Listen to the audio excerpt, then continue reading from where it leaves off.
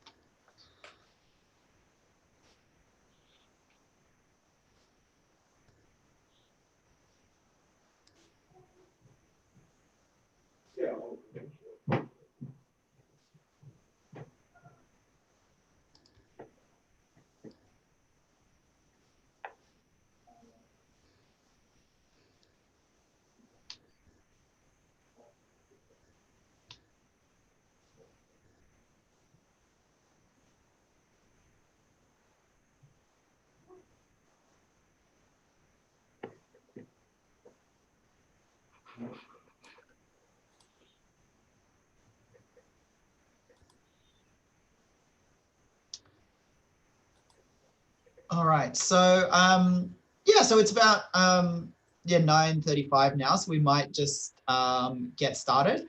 And you know, I'd like to get started by acknowledging the tradition of custodianship and law of the country on which we stand. I am aware that we are all in different parts of the state, so we are all on different lands at the moment, but I'd like to pay respects for those who have cared and continue to care for the land in which we stand at the moment. So thank you for everyone for coming today for today's Journal Club webinar. So this is going to be the last Journal Club webinar for 2020.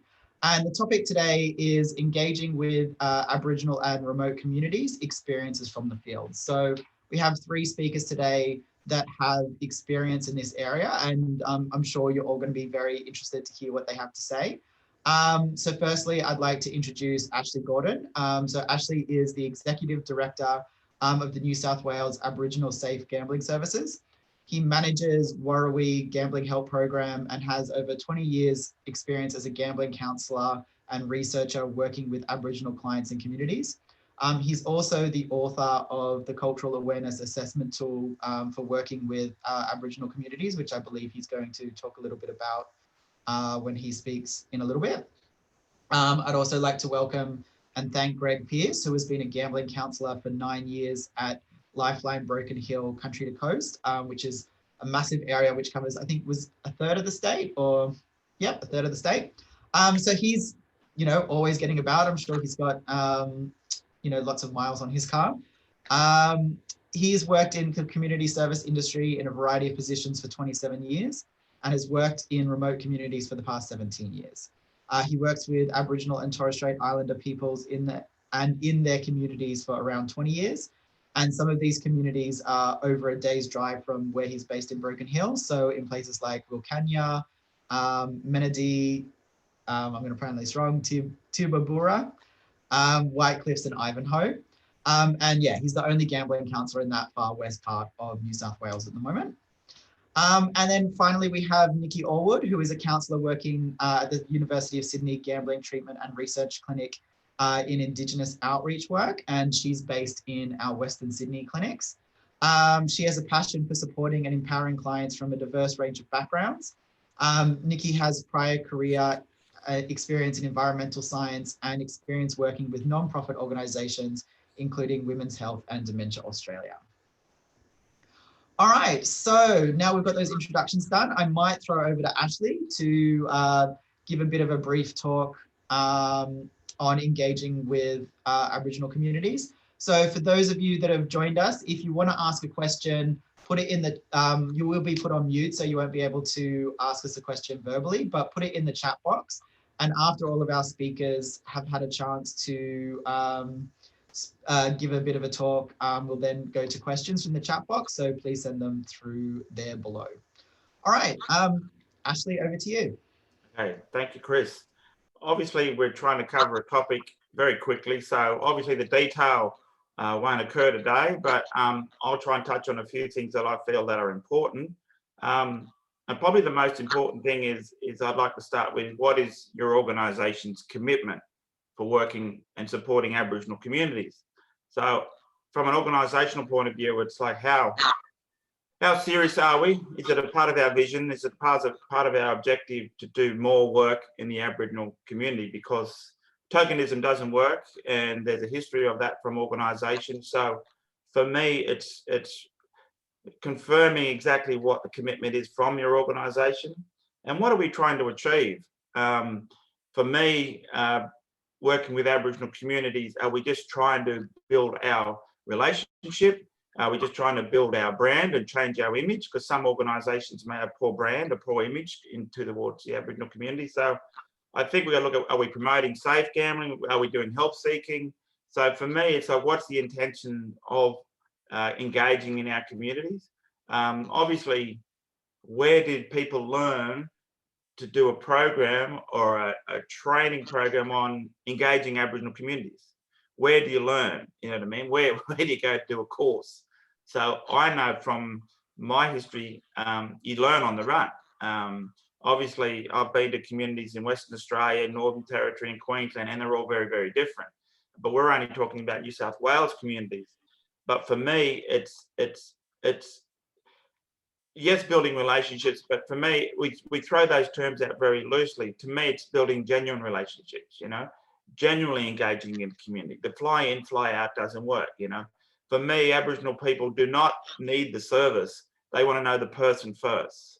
They want to know how genuine you are at, you know, do you care? Will you understand me? You know, I want to know more about the individual. And that's why I'm glad Greg's online, because that's what it's about. It's about consistently going back and showing the community that I'm here, I care, I support, I've got, you know, things that I can do that's going to support you, but it's more the person more before the service. And I think sometimes we put the service first and we're not getting enough people through the door.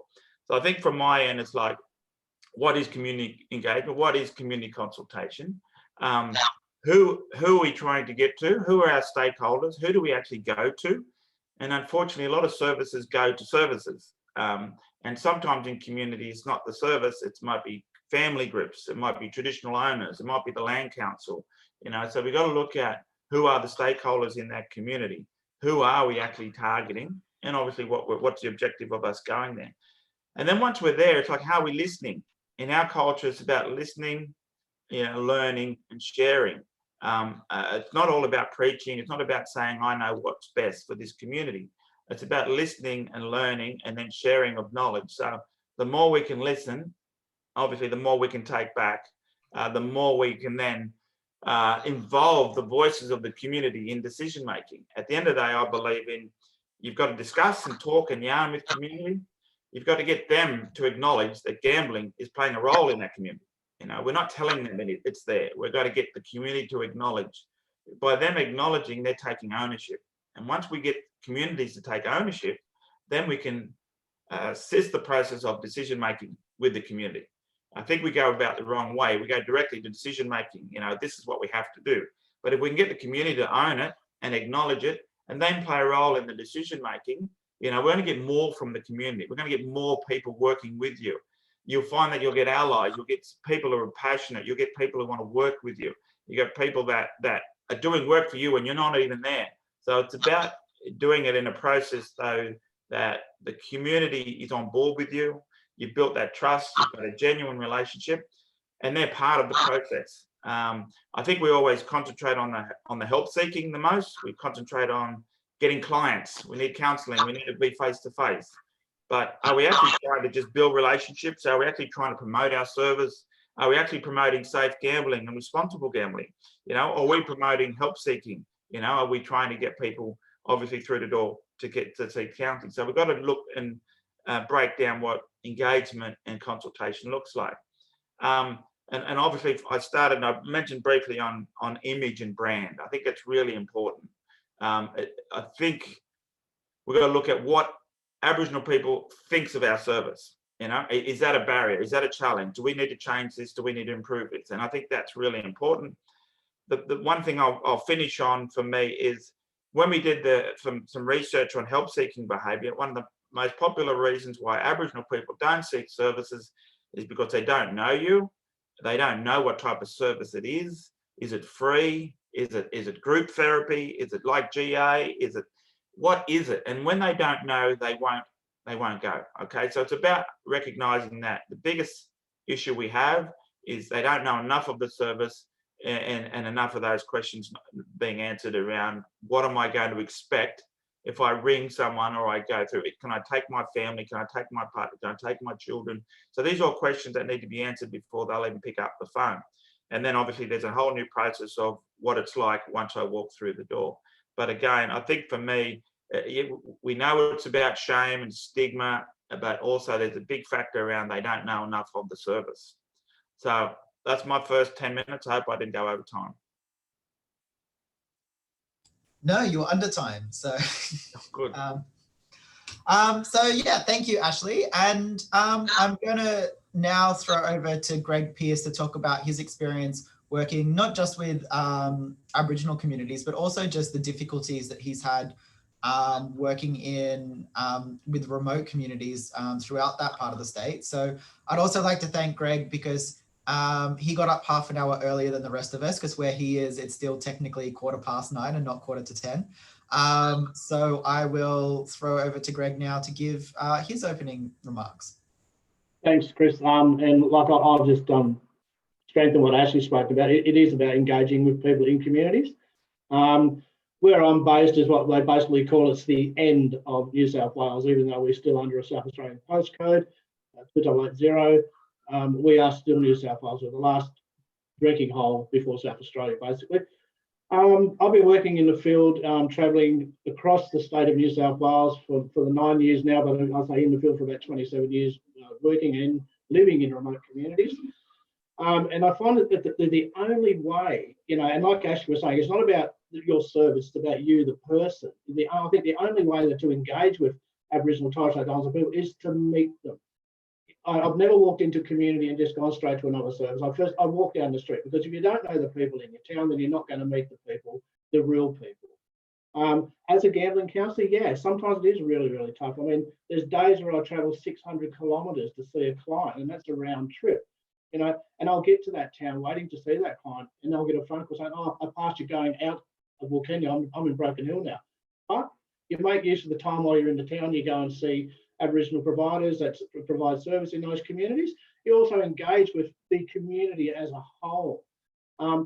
When I go to Wilcannia, every week when I go to Wilcannia, or every fortnight when I'm called up there, I'll go there and I'll meet the people that work at the employment agency, the Aboriginal Employment Agency. And I also have a regular radio spot up in the Wilcannia on the community radio station up there. And I engage with the community by radio whilst I'm in that town. And there's a population of around 700 people in that community. And this radio is their community radio. It's their only voice for the community's radio. So when I'm in town, I mean, it's not Greg's in town, it's the gambling man's in town. And that's what I'm known as, the gambling man, not Greg the counsellor, it's Greg the gambling man. And that's the best acknowledgement you can get. And the men's shed, we're continuously running programs at the men's shed, at the Ready Employment Agency, or the Centrelink office there, even to the health service up there. All my flyers, or Ashley's flyers, they're distributed throughout the far west of New South Wales. I mean, there's times when I have to go up to Ivanhoe. That's we've looked at 700 kilometre round trip. So most times I will not do that in one day. I'll stay overnight, again, engage with community before I leave in the morning, and then head back home again. There's a complete day out of your week. Some weeks I'll travel 900 kilometres. That's just a normal working week for me, and it's a fantastic position to be in, because you're not stuck in an office. I mean, I get really edgy when I'm sitting in an office. I know I've got to get out and meet community, do my role as a counsellor. My role as a counsellor is not sitting in the office, but engaging with communities, engaging with Indigenous people is one of the best things I've done in so many years. I mean, I love, they're such a beautiful nation, a beautiful culture of people, and I adore working with them. Okay, they have issues. We all have issues, but we're there as a human being to talk to them and talk to people in a normal, sensible way, and reflect on what they've gone through, reflect on what they're going through now, help them with their future, and especially if gambling's involved.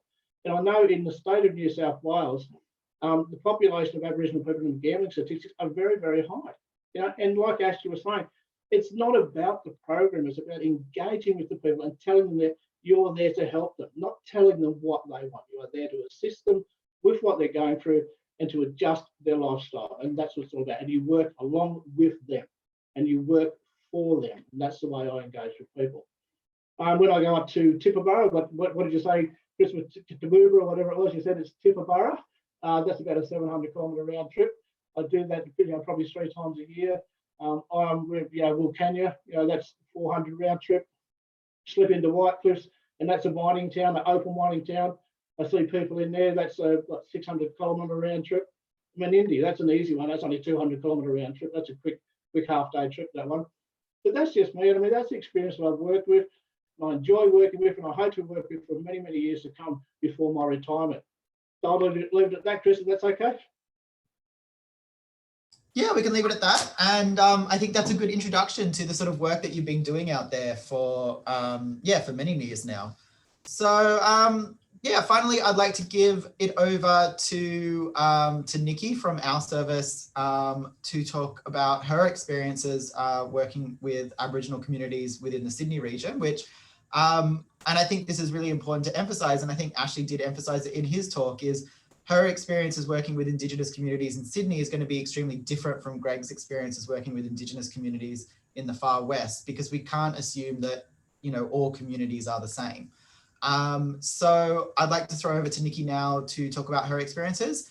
And to everyone also watching, please start, sending through your questions in the chat box so that we can open up to questions after Nikki gives her introductory remarks. Thanks, Chris. And it was great to hear from you both, Ashley and Greg, with your experiences and perspectives. As Chris has already mentioned, I've had the privilege of working with the University of Sydney Clinic, a gambling treatment and research clinic, for the past few years in the area of Indigenous outreach in Western Sydney. What I want to talk to you about today is just sharing some background that led me into this area of work as a non-Indigenous person, talk about some of our learnings in this space, as well as our future plans. It was actually during my undergraduate degree, I was about 19 years old. I learned about an alternative Australian history that isn't generally taught in schools. And I became aware of the mistreatment and intergenerational trauma of Aboriginal and Torres Strait Islanders in Australia. This for me was a significant personal, cultural and awareness shift. And the result of our past has caused a wide gap and inequality between Indigenous and non-Indigenous Australians, including things like physical and mental health, rates of incarceration, life expectancy, and as we know, the incidence of problem gambling, which is around 1% for the general population compared to 20% for Aboriginal and Torres Strait Islanders. So it's very significantly different. And connection to country is the basis of Indigenous spirituality and identity. One area of injustice that's continuing to impact the Aboriginal and Torres Strait Islander population today is the stolen generations, which occurred through most of the 1900s. And during this time, 1 in 3 Indigenous children was removed from their family and communities, and they were forced to assimilate into white society under government policy at the time. So the government did issue an apology in 2008 for the stolen generations, but what is less well known is that the stolen generations are continuing to present day, with Indigenous children being 10 times more likely to be removed from their homes and placed into care than those who are non-Indigenous. And from the stories we hear in community, they're much less likely to be returned to their homes as well. So as a mum myself, I find this information difficult to comprehend.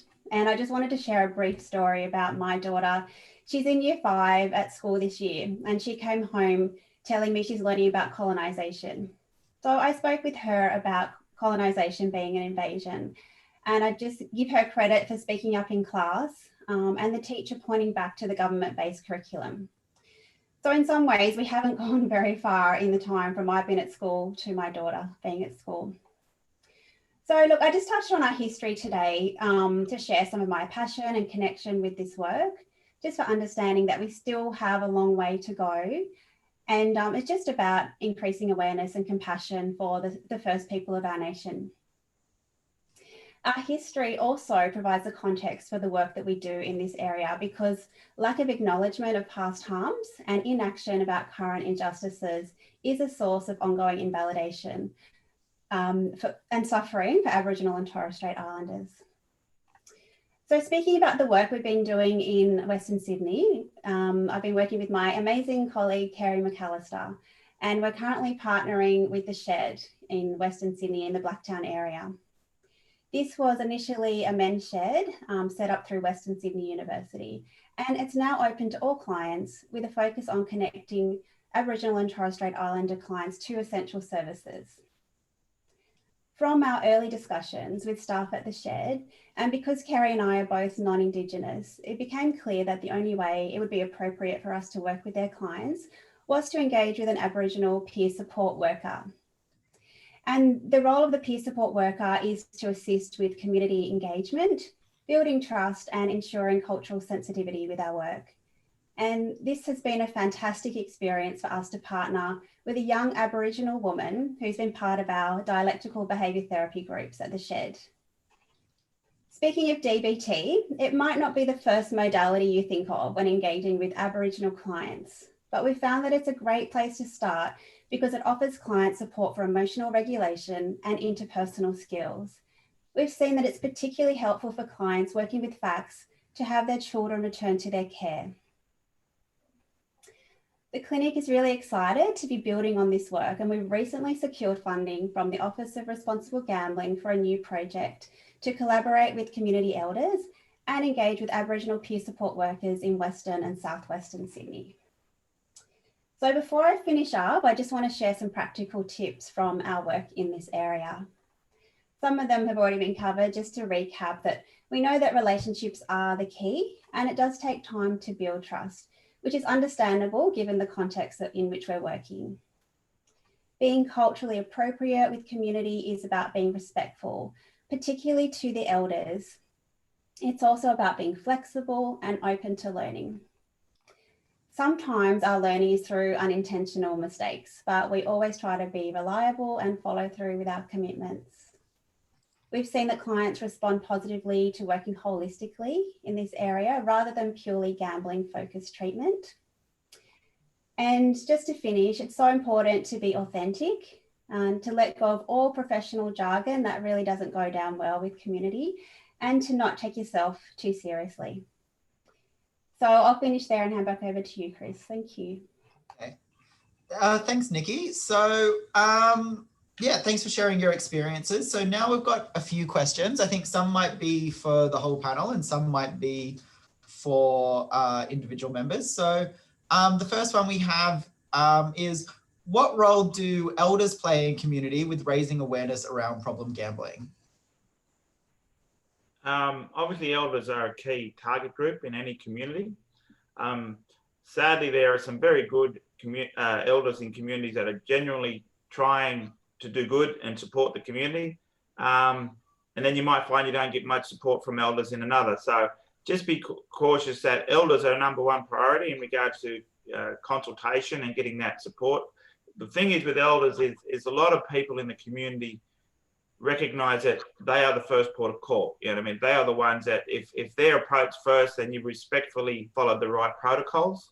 So protocols are all about that cultural sensitivities and ensuring that the right people you're speaking to first. And elders are very, very important.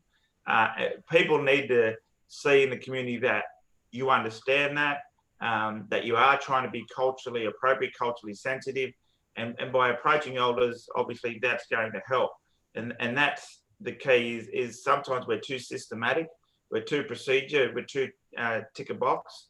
So like we said, it's about getting out there, showing your face, understanding the protocols, the right people to speak to, because it's not always about the CEO of organisations. It's about who the community recognises as leaders and representation of speakers for that community. So in small communities in particular, there are protocols of who are leaders, who are the right people to speak to first, before you can actually go and speak to service providers. You go further north or further west, and it's much stricter in regards to the protocols. New South Wales has been watered down just a touch. So if you're working in the city, it's much harder to get to an elders group. So it might be you go to a cultural group or a men's group, or you get to a women's group or a justice group. So there's all these other groups that you can meet to if the elders aren't freely available. but it's just the right thing to do to show that culturally appropriately you're following the right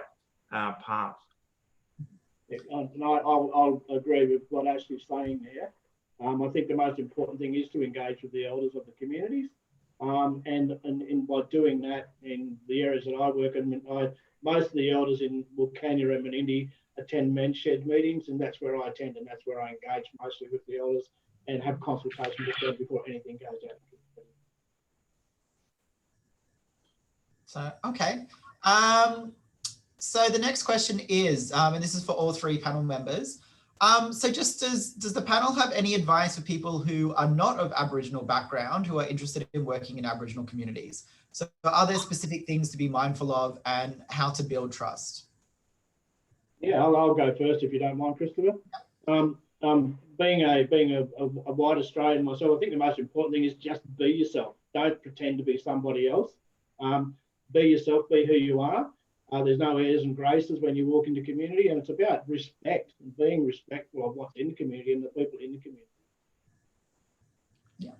Yeah, I think for us to close the gap, we talk about that a lot. It's all about outcomes, but one of the things I like to see about closing the gap in this industry is that Aboriginal people can feel comfortable, supported, and understood by non-Aboriginal people. We don't need all our state covered by Aboriginal clinicians and counsellors. We should be able to give Aboriginal people options.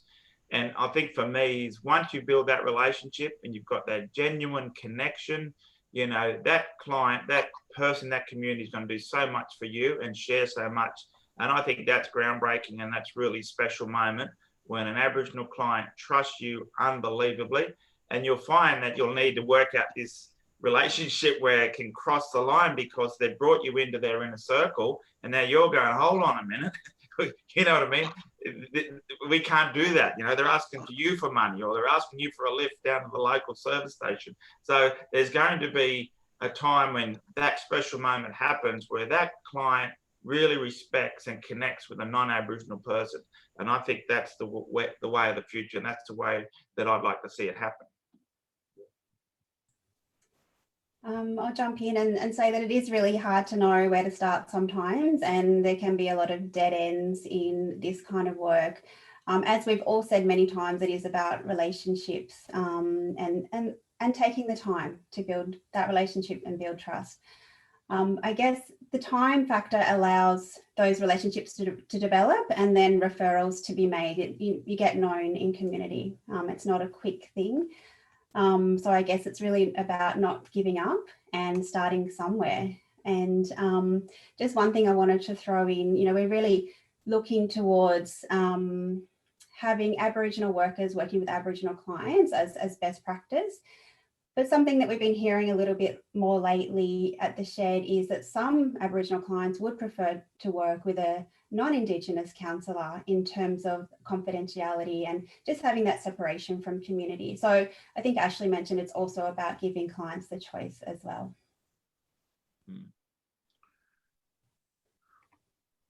Thank you all for your answer to that question. And I guess what you said there, Nikki, just sort of links into actually another question that I've got. So I might go to this one. So in your three clinicians' experience, in Aboriginal communities, is group or individual treatment preferred? And how does, you know, if you do go into group sort of treatments, how does confidentiality work in small communities, and what sort of things do you do to sort of get around this? I'll go first, Gregory, if I could, and Nick. For me, it's about options. We have to understand that all Aboriginal people are different, you know, and everyone will have a different approach, you know, and prefer a different sort of intervention to getting help. And I know group therapy has been working. I know the Smart Recovery has been working. I know already there's a lot of men's groups and women's groups around the state. So people are looking to get into those groups for that support. GA is represented a bit, but not a lot. I think what Aboriginal people now are trying to do is focus on culture and identity and trying to work out how they can tackle and confront problems that they're facing by utilising cultural groups. Okay, so they're very big on getting back to what identity is, and have they lost that, and have they been broken, or have they, something's gone amiss. And I think therapeutically, talking about culture and identity is really important. So that's why they're liking the groups. They're liking getting in those Aboriginal groups, because they're not just talking about gambling. They're talking about their identity, their kinship systems, their roles in that community, their roles in the family. So I think that's really important for them. Obviously, there's people whom have grown up maybe not knowing they're Aboriginal, only found out late. There's a lot of people that have different journeys and different stories that we need to understand. So I'm fortunate to grow up with both parents are Aboriginal, both grandparents are Aboriginal, but not many have had the same sort of journey and story as me. So we have to understand that there are different journeys for different people. So therefore, their approach and their communication and their intervention might be different, and they might like the one-on-ones, you know what I mean? I know there's many out there. I think at the moment we've got over 360 people receiving counselling in New South Wales. You know what I mean? On average, about 170, I think, are calling the helpline, you know what I mean? So we're starting to use the helpline, and we're starting to see a growth in people seeing one-on-one counselling, where 5 years ago, they would have been lucky to be over 60 in counselling. So in 5 or 6 years, it's really grown. So I can see that now people are starting to see those options of support. And I think it's great that we can look at not only Western therapies, but our own local cultural therapies as well. And that's why I encourage you to look outside your service to see what is available, because if we can work with the men's group or work with the cultural group, work with a healing program. I know in New South Wales there is another number of contemporary healing programs, and they could be useful for your client as well. So it's about looking also outside of what you're providing that might assist you, you know, not only building relationships because they'll know about you, but also finding the right type of care. I'll follow on from that if that's okay, Nikki. I know that in the areas that I actually work in, I mean, I had this discussion. I'm glad that question actually came up, because I had this discussion with a client in Wilcannia last week when I was up there doing some work for Responsible Gambling Week. With the new reforms that have come in through clubs and hotels throughout New South Wales, especially with the third-party multi-venue self-exclusion, in the Wilcannia Golf Club, for instance, there's 4 Indigenous bar person that work up there in that club. And the club manager was saying to me that it's going to be really, really, really difficult for those members, those staff members, to, you know, say put one on a third-party multi-venue self-exclusion. Because of that, the confidentiality in their community is basically gone out the window, because everybody knows everybody in those communities, and you know, and again, it's a huge shame factor. But again, in the other side of that, when I conduct groups at the men's shed or at the Ready Hub, wherever, you know, where I'm working up there, you know, you get a bunch of guys and women together, and you talk about gambling harm minimisation. And they'll just say, you know what, and they throw the banter around left, right, and say, you need to see that counsellor, you need to see that counsellor. So everyone knows who gambles in that community. But when you're going into an environment like a club environment, and you want to place someone, and I mean, this is a huge minefield. You want to put someone on a third-party multi-venue self-exclusion in a small community, you know, the confidentiality is basically gone out the window. And that's where I think we're going to face some troubles in the near future in and around that area. But in groups, like I say, they throw banter back and forth, and it's a really fun environment when you run these programs, because everyone knows who has a push, everyone knows who has a punt, you know, but to the extent of that, they're really not sure. So, yeah, but in my experience, it's great. Confidentiality is there, but it's also in a group environment, it's banter. So, yeah.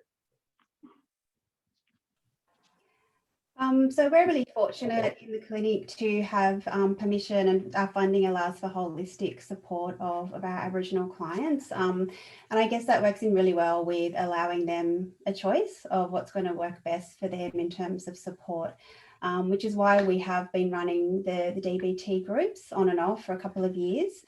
And what we found during COVID, you know, it just changed everything with the way that we were working. It also gave us an opportunity to step back and rethink that as well, you know, what was working, what was not working, and hear from our peer support worker as well. So we really started to explore online options, you know, phone, video counselling, but also things like really different like Facebook and social media as ways to connect and engage. So in terms of preference of group or individual, it really comes down to giving the clients choice and options. But one thing we did come up with, this idea that expecting Aboriginal clients to just rock up to the group may be going a little bit too far. So this is why we've started to offer more individual support and check-ins to build that trust and to build that relationship as a transition, hopefully into group at some point if they choose to do that. And again, in terms of confidentiality, like all of our groups, we want to set those group rules and boundaries to ensure safety and remind clients every time, you know, that's the normal, that what's said in group stays in group. And check in with the clients, with the group members, what's going to be helpful for them to have a sense of safety in the group as well. Again, that's what's so important about our peer support worker, to make sure that we stay on track. And if the clients don't feel comfortable talking to us directly, they can talk with her. Yeah, so that's my points for that question. So thank you for the panel for the answers to that question. But I guess one of the things that Nikki touched on then comes to what was going to be the next question. And that's to do with the impact of COVID and online interactions in reaching Aboriginal and Torres Strait Islander communities. So as we know, and as we can see right now, a lot of the work that we had been doing face-to-face previously has moved online. I know there's differences in how different services have dealt with this. And I'm also aware that sometimes there can be what's referred to as a digital divide between those who do have easy access to internet and computers and those who don't. So how have members of the panel seen that this sort of massive shift online recently, how has that impacted on the ability to reach Aboriginal and Torres Strait Islander communities? Oh, you're right. I'll go first, Ash, on that one. Yep. Personally, like being where I'm situated in Broken Hill and Wilcannia, there's a lot of dead spots in communication because of this. It's fairly hilly on the way up from Broken Hill to Wilcannia. We've got a massive mountain, or not mountain range, it's a basic hill range, and it cuts out a lot of our telecommunications, even though there's a lot of G5 around at the moment. Access to communications for people in those communities is very, very it's not good, and the only time that you can actually get someone to talk to is if they actually go to the Ready Hub Centre up there, and they can, Brendan Adams, who's one of the elders in the community up there, he has a room set aside for people that need to talk to me or I need to talk to them, which is great, but it's actually getting the client to the actual centre itself, encouraging to.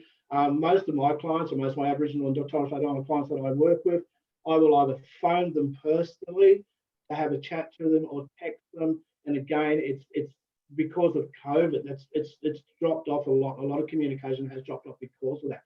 And like Brendan said to me the other week, he said it's so good now that because my travel restrictions are over here. We've only had 2 cases of COVID in the whole time it's been around. We can travel back up to Wilcannia, and it's about engaging with community. It's that one-on-one. But when it comes to technology, it's not really, really fabulous out this way when you're dealing with those remote communities. I mean, especially when you're 360 kilometres away and you're trying to do it. I mean, it's different for us because we've got the technology set up. Those communities don't have the access to that technology. Yeah, I don't think it's changed too much in any different to any other population. At the end of the day, many of our people have downloaded now betting apps, and you know what I mean, steered away from the pokies there for a while. So little small towns, you will see that the venues weren't getting the money they normally get. And I know in my hometown, they would normally get $50,000 a week in the venue on gambling. That wasn't happening, but more people are starting to download, you know, betting apps and all the rest of it. So a lot of people start saving money, obviously, and it's probably much the same as other populations. I think for me, yeah, trying to get people more to the technology age of doing the Zoom meetings, and I think the regular telephone, because sometimes we don't need to speak for an hour, just a check-in and a phone call. So I've found just little small check-in to show that I'm still here, that I care, that I'm about, because I think that's really important. Is the consistency, the regularity of showing it, and it doesn't have to be an hour or a planned session. It could just be a simple informal conversation that you're still there. But I don't think too much has changed for me, any different to the wider community in regards to the virus. I know that their health services have been very strict and have clear guidelines, just like other services. So, they're slowly coming back to normality. But I just wanted to say before I go, it's not related, but the screening tool that we've developed, I need to say that the gambling question is now in the 715 template health check, which means every health service in New South Wales are doing the 715, which means they're asking the gambling question now. So in your community, in your area, you should be getting more referrals if they're doing the 715. So you should be getting more referrals. So tap into your AMS, your Aboriginal Medical Service, and just follow up on do they know what to do if someone says yes to the gambling question. Had to throw that in there before I forgot. Sorry. With our work in Western Sydney, there was a pretty big impact of COVID. We did have to stop our visits to the shed, and the shed is such a community spot where people come and share a meal on a Wednesday, and all the services come. So as I said, we did kind of take a step back. And I think with clients, it's really being mindful not to assume that they do have access to technology. Again, just checking in what's going to work for them. And I guess we did feel like, in terms of the community, they are at a greater risk with their health. So we really wanted to be mindful and protective of the community. In saying that, things are definitely opening up more, feeling a lot safer. We feel like New South Wales have got things pretty much under control. Being careful, but the visits are starting up again, and also the meals are looking like they're starting back at the shed again. So looking forward to seeing more clients more regularly face to face.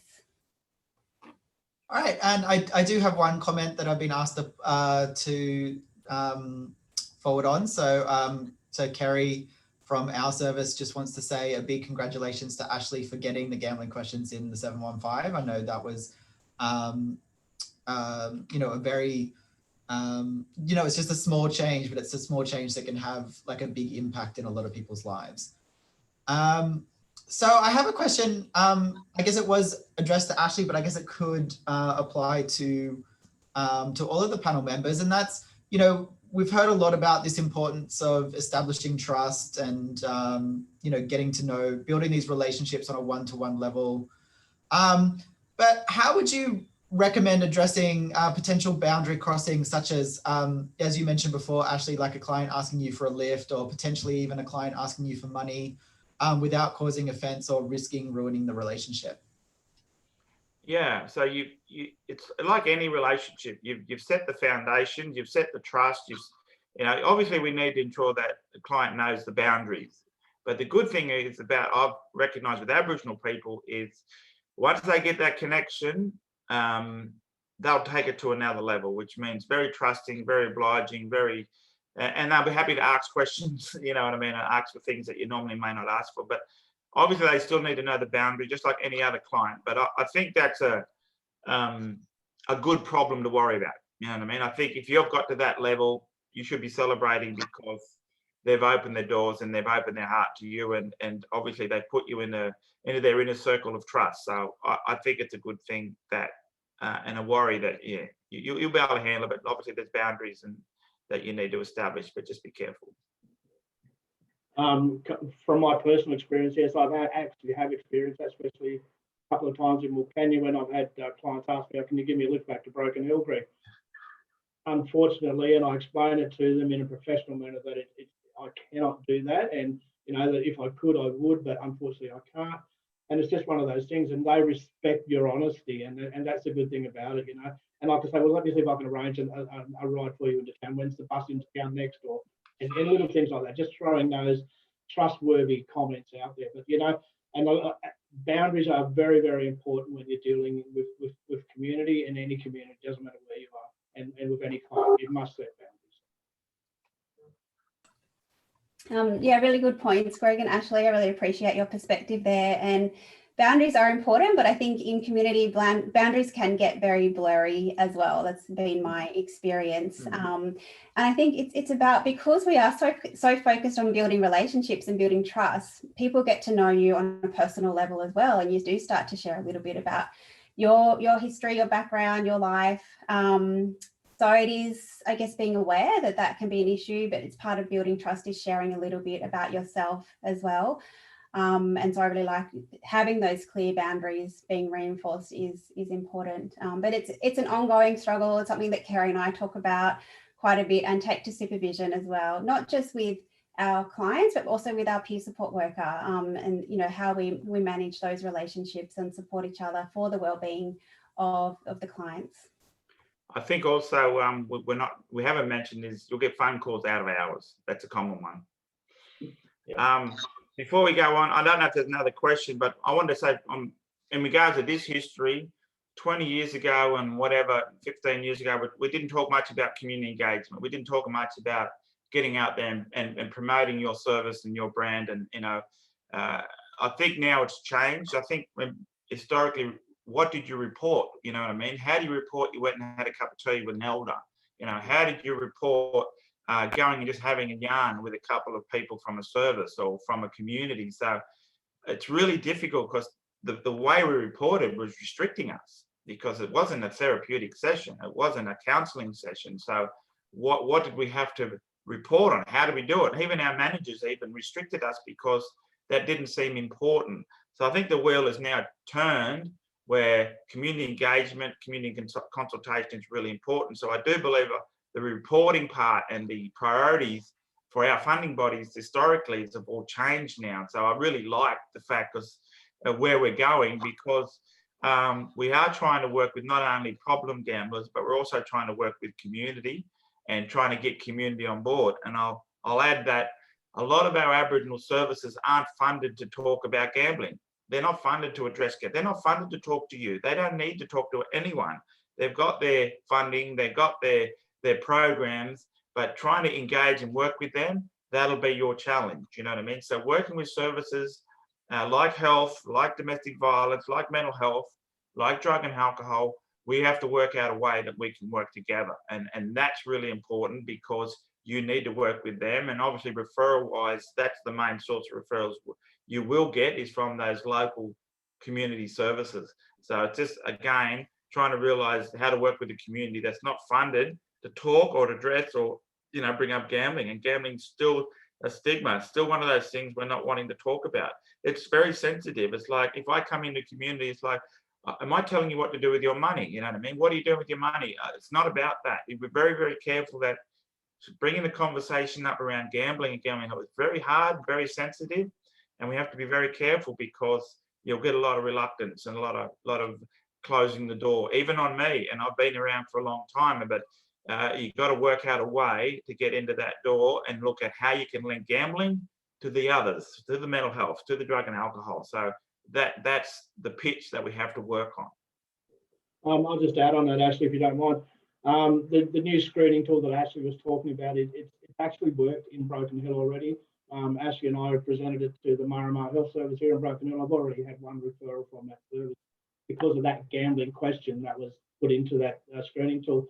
I mean, that one referral could lead to 3, 4, 5 or 6 more referrals, which is very good. And it is exactly what Ashley says about engaging with the services in the community that aren't funded to talk about gambling, but to let them know that you are there and that the help is and support is there for those people.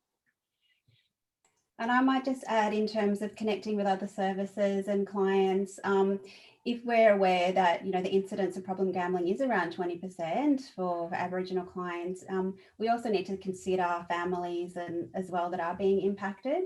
So it is quite widespread in the community, and I think that's helpful, not just with community engagement, but working generally with clients to support them with what's going on, because gambling has probably impacted them in some way, one way or another.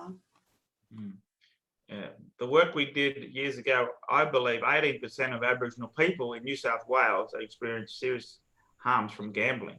So 18%, and if you look at our kinship structures and our families, there should be many people in your communities currently experiencing significant harm from gambling that probably aren't seeking support. And that's why targeting Aboriginal people, we are a disadvantaged group, we are an at-risk group, and that's why programs like this are really important, because they're going without. And for me, just something I've learned is gambling is obviously linked to issues, obviously, but it's also linked to money. And a lot of people who don't have money, for Aboriginal people, there's no trigger for help seeking. There's no trigger to get help. So when the money's gone, whether it's gambling or whatever, there's no help seeking, stimuli to say, I need to call help. So there's a big issue in our population because money's not valued.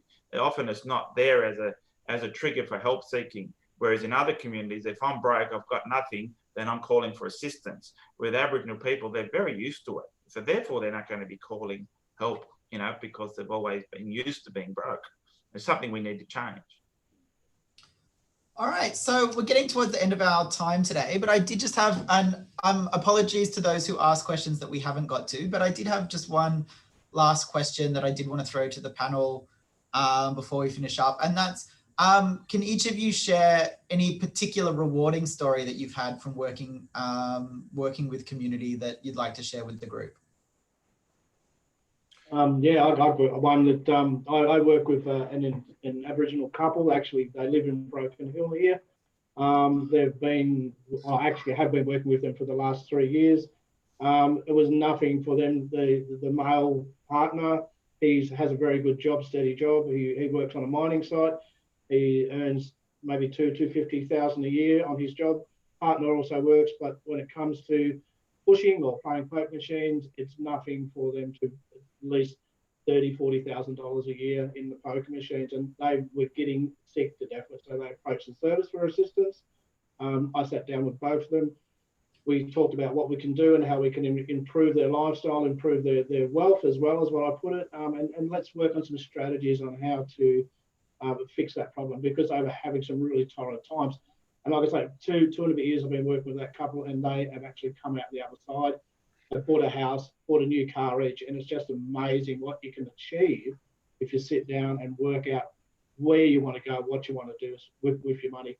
Whereas, like Ashley said, they used to being broke. They had a lot of money. Money was no object. Money wasn't an issue. But until it comes to the crunch where you can't pay your rent, you can't pay your electricity, there's no food on the table because you're putting it all in a machine or on a horse or on a dog. They sought help. They found that help was available for them and approached the service and got the help they needed. Yeah. Success for me is very broad because I'm definitely the Devon in the sandwich here. So I'm going to go one slice of bread to the other.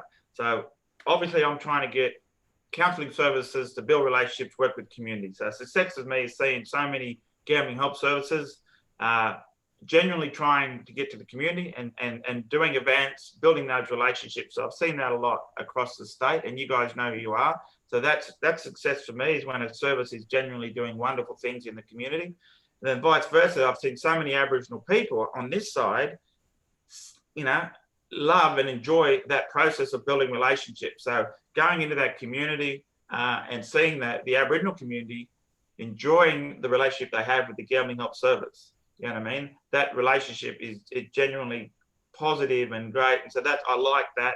Obviously, seeing people seek help is what we're here also to do. So seeing that increase now, I think that's a success.